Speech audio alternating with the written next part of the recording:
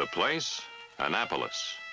The time, the last day of my duty tour as Army Liaison Officer to the Naval Academy. The impacts of those 2 years, of great traditions and the tenets of dynamic sea power, these will endure.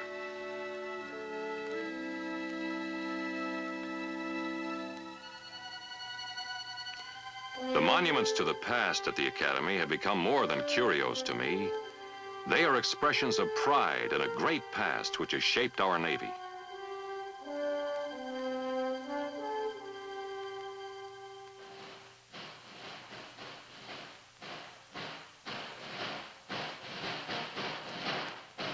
But even more than the past, the present has left me with an overpowering conviction that the United States Navy is as much an expression of this nation's will and its ideals as it is a superb fighting service dedicated to the preservation of those ideals.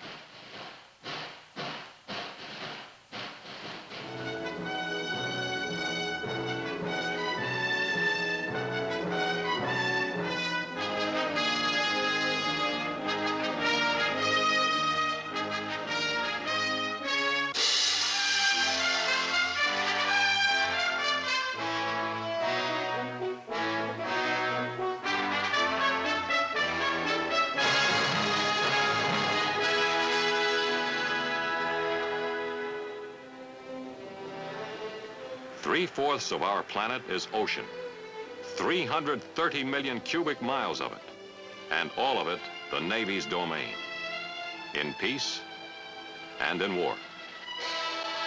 The Navy is the essence of sea power. Its greatest weight in the affairs of men derives from one simple fact. It is there, not a fleet of blueprints, hopes, or plans, but a fleet in being.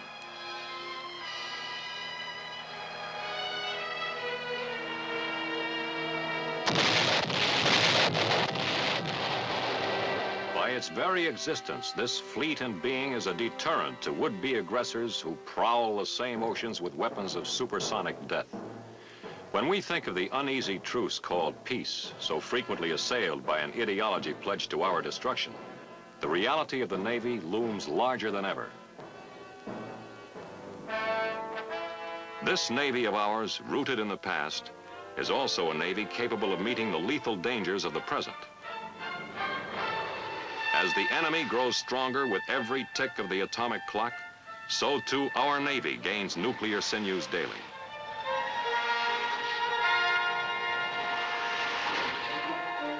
It has become a Navy of giant aircraft carriers with flight decks 3 times the length of a football field.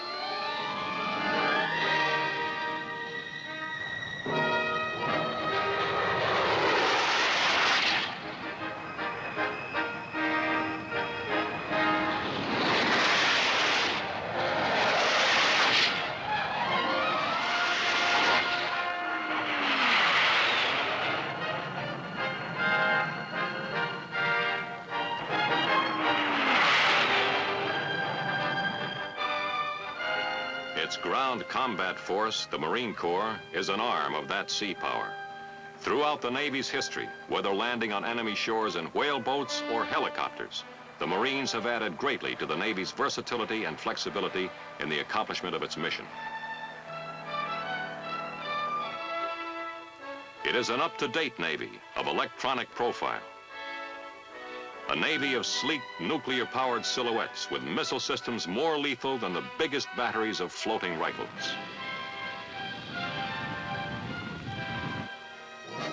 The Navy's nuclear silent service is logging history with tremendous accomplishments.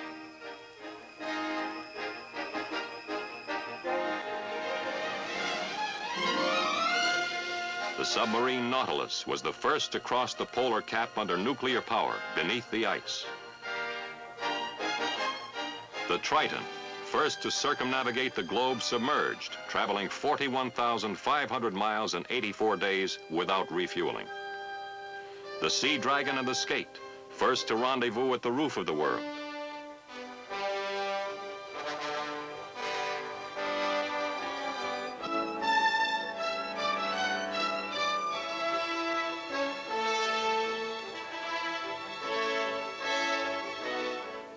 And the Sargo, first to cruise 31 days under the ice cap, crossing the North Pole 16 times. Considering the total balance of the Navy, there is an area of might beyond the sum total of its offensive potential. It represents the power to keep the peace. In these days of neither peace nor war, the United States Navy has helped in large measure to stay any aggressor's hand by creating a weapon to serve as a deterrent.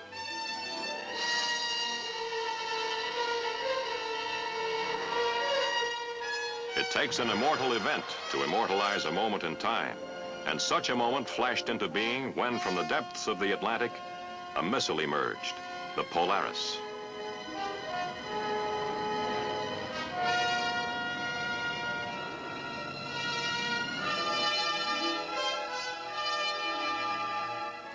In test shot after test shot, the Polaris has traveled its supersonic 1,500-mile journey to the target, blazing a tribute to the service which brought it into being. With 16 nuclear-tipped Polaris missiles aboard, the nuclear submarine carries more potential destruction than all the bombs dropped during World War II and Korea, a fact for all would-be aggressors to ponder. While the fleet is being reforged on the atomic anvil of our time, its traditions of the past remain a living thing. As the past is prelude to the present, so too the Navy of today and tomorrow sails in the wake of all its yesterdays. If tradition can have a beginning, then surely Captain John Paul Jones epitomized it in his immortal reply to the British offer of surrender. "I have not yet begun to fight." A tradition continued by men like Decatur and Perry, by Farragut and all the men of the Navy, past, present, and future.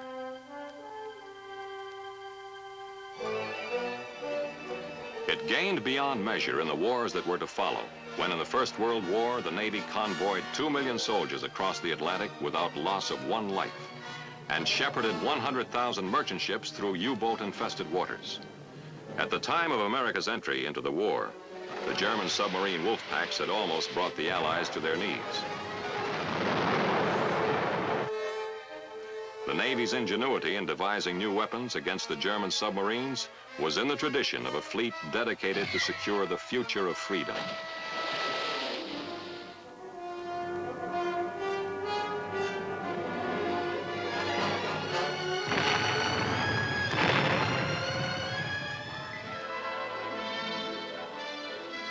When, for the second time in a generation, war came to America, it was the Navy that took the first staggering blow at Pearl Harbor.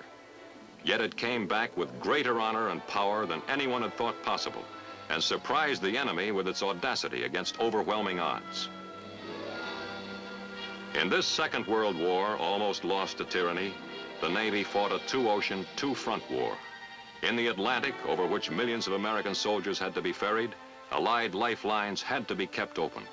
It was round two against another generation of submarine wolf packs.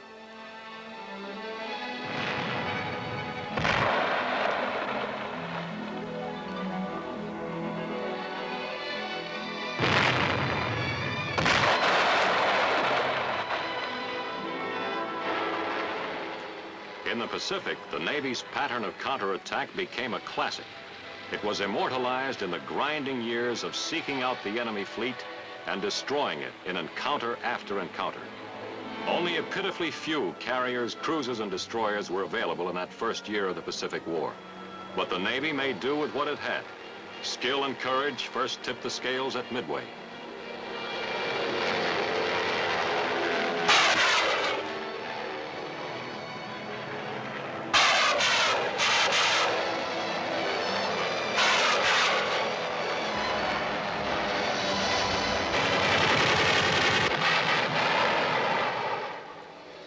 In the Coral Sea, superb combinations of sea and air power spelled disaster to a planned Japanese invasion of Australia.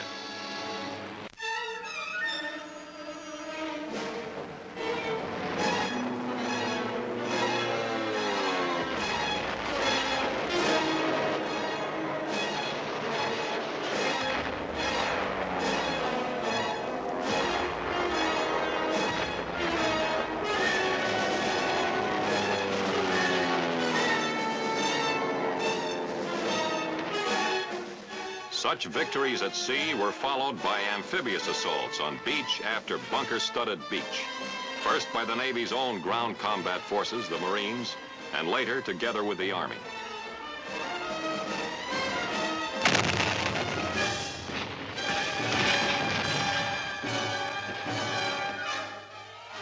This team of Army and Navy made Japanese-held islands stepping stones to victory. The pattern also worked in the Aleutians, where the Japanese had gained a foothold.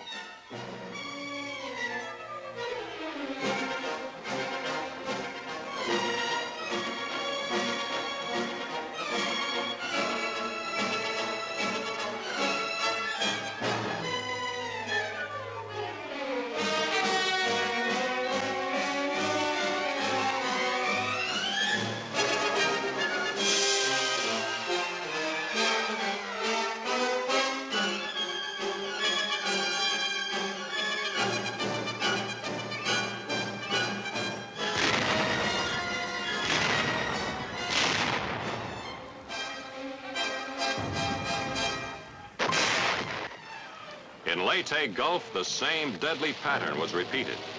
In one decisive night in Surigao Strait, the remaining Japanese fleet was sunk or crippled by battleships resurrected from the mud of Pearl Harbor.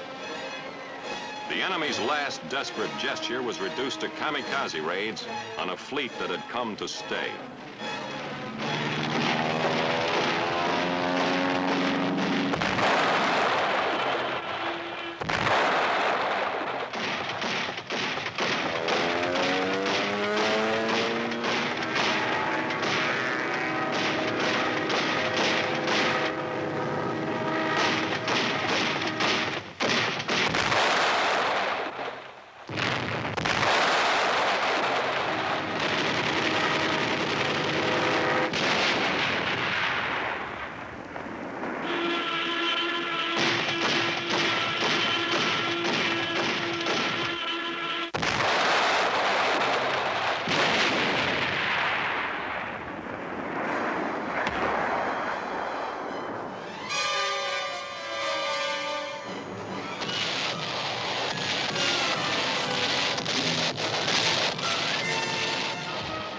Meanwhile, the pincers of a giant army vice closed on the Japanese in the Philippines and spelled the beginning of the end of the war in the Pacific.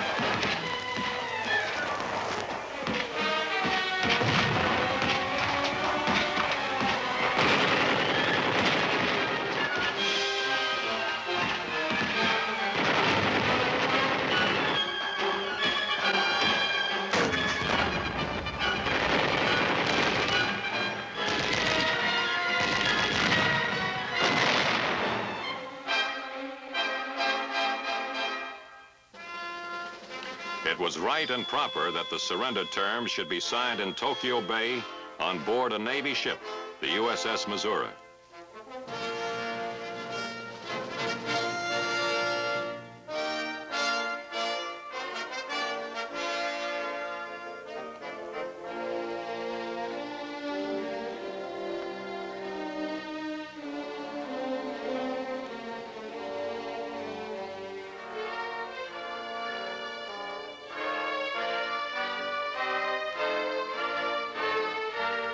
Without the Navy, this moment would never have belonged to history. While the war in the Pacific moved toward its inevitable end, the greatest armada in history crossed the English Channel. Together with the British, the American Navy transported the assault troops to the beaches of Normandy, an operation of incredible complexity. Naval fire made a shambles of German bunkers and batteries in preparation for the assault.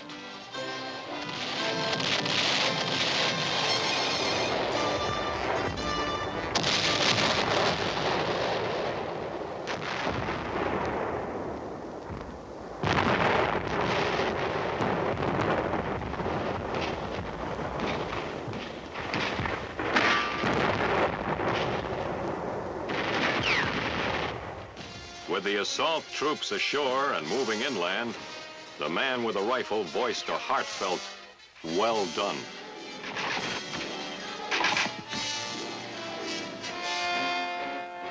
The long tradition lengthened in Korea. First at the Busan perimeter and beyond, when flat tops of the Navy were the only close airfields available.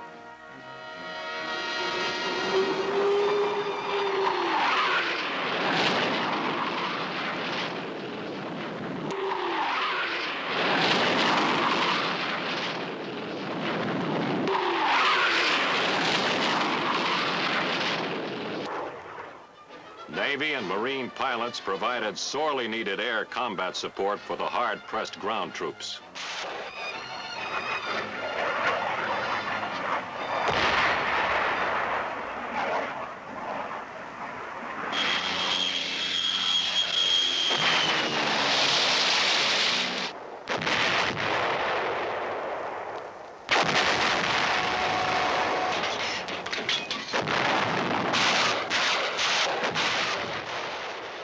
Later, the landing at Incheon changed the course of the war. Without the Navy's command of the sea, there would have been no landing and no envelopment of the North Korean Army.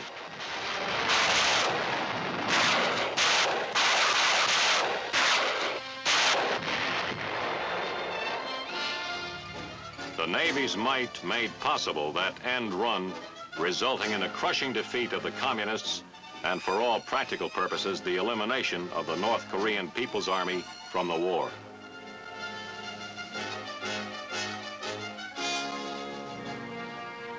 If courage in battle is in the naval tradition, then no less is the Navy's fight against obsolescence. In the search for new and better naval weapons and tactics, experimentation and research are a naval constant. It is predicated on one idea: to enable American sea power to carry out the mission assigned to it.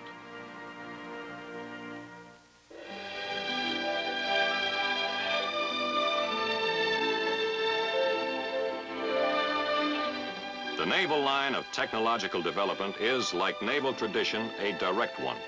The sailing frigates gave way to the lumbering ironclads of the Great White Fleet.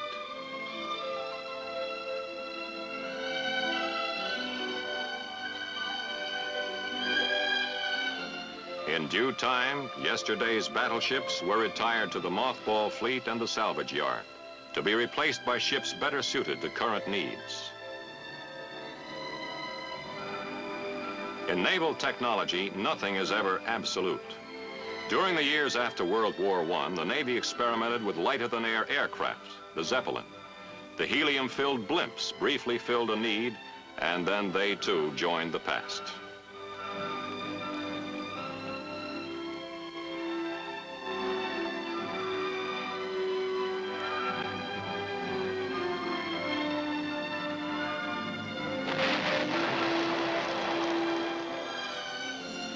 When aerial test bombs sank old battleships in the 20s, pessimists pronounced the Navy finished.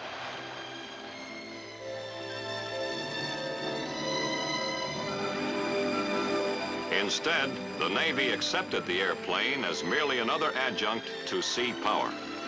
With the advent of the aircraft carrier, it became part and parcel of the fleet and naval tactics. One result of the Navy's early experience with aircraft was dive bombing, developed and perfected in the years between the two world wars. Carrier-based dive bombers became the nemesis of Japanese ships during World War II.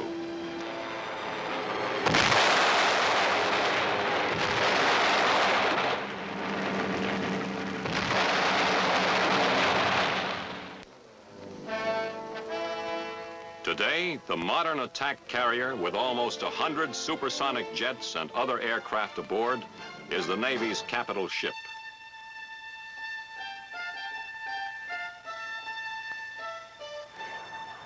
The airplane did not herald the demise of the Navy, but instead extended its capabilities and power.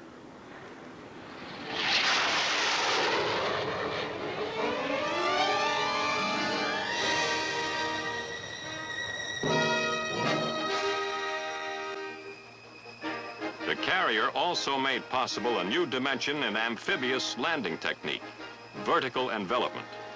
In naval usage, vertical envelopment is landing ground troops by helicopter behind enemy lines in the amphibious assault.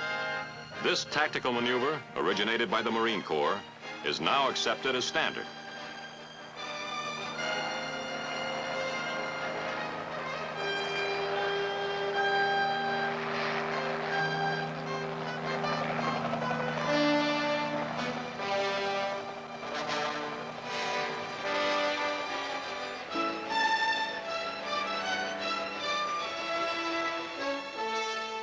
Underwater demolition is an important phase of naval operations. Frogmen like these in training can be released from submarines in enemy waters to plant demolitions or neutralize enemy obstacles.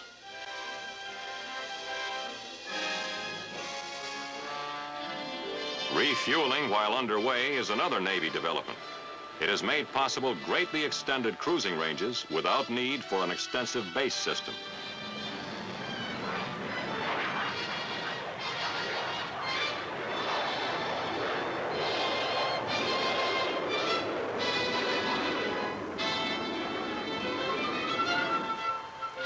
One of America's earliest contributions to sea power was the submarine, a weapon which had and will continue to have tremendous impact.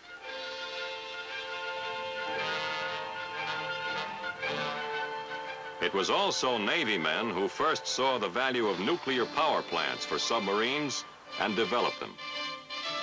With an armament of Polaris missiles, the reactor-driven submarine may have ushered in a new era in sea power. But certain it is that as a deterrent, it has greatly expanded the Navy's role as a power for peace in an uneasy world. Nuclear power plants have also been developed for surface vessels. The new guided missile cruiser Long Beach is just a harbinger of what is to come. Meanwhile, other vessels are being converted to guided missile ships. The guided missile has made its debut in the Navy, both as a surface-to-air and as a surface-to-surface weapon. Thus, like the airplane, extending both the range and lethality of naval firepower. Today, anti-submarine warfare has claim on a large portion of the Navy's attention. Whole task forces have been created to find new and more effective means for coping with the lethal threat of the missile-carrying submarine. But before a submarine can be destroyed, it must be found. The radar-equipped WF-2 tracer can discover a snorkel even in rough seas. Another carrier-launched anti-submarine aircraft is the S-2F, called the Tracker. It is an all-weather single-package weapon able to find, identify, and kill enemy subs by itself. The HSS-1 helicopter automatically hovers at a pre-selected altitude for dipping its listening device.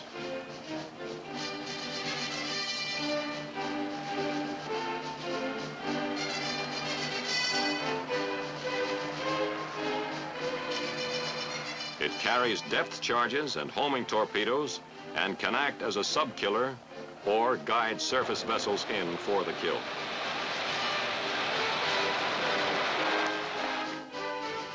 With the aid of new underwater detection apparatus and computers, surface vessels can launch target-seeking torpedoes. In the Navy, experiment and research go on unceasingly in all areas vital to the Navy's mission.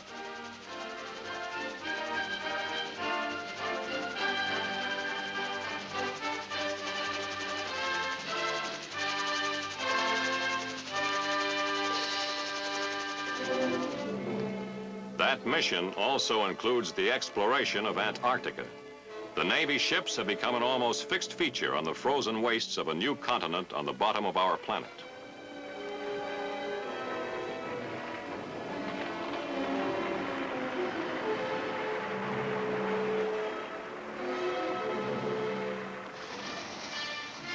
In cooperation with the Army, the Navy developed a new kind of roll-on, roll-off transport.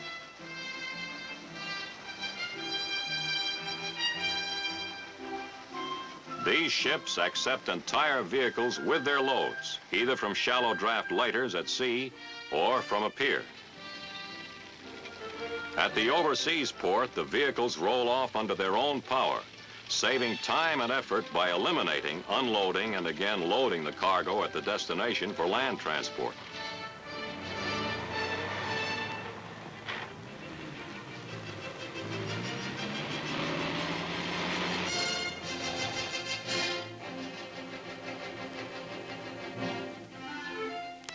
The quest for progress in naval technology is paced by progress in the human equation.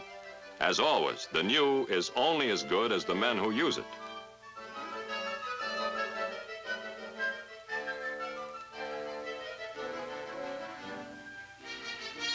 The knowledge and skill of the seagoing specialist far exceed the requirements of the past. The Navy sailor today must be expert in skills ranging from computer mathematics through nuclear reactor lore and temperament, the mechanics of inertial guidance systems, to ability to distinguish one presence in the sea from the many, the presence of the deadly fish, the sub. The aircraft carrier has added a host of new and intricate skills to the naval roster never dreamed of in the Navy of yesteryear.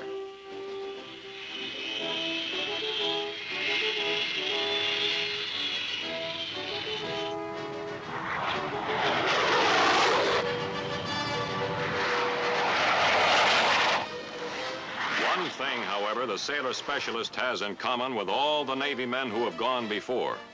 He is, first and last, a fighting man.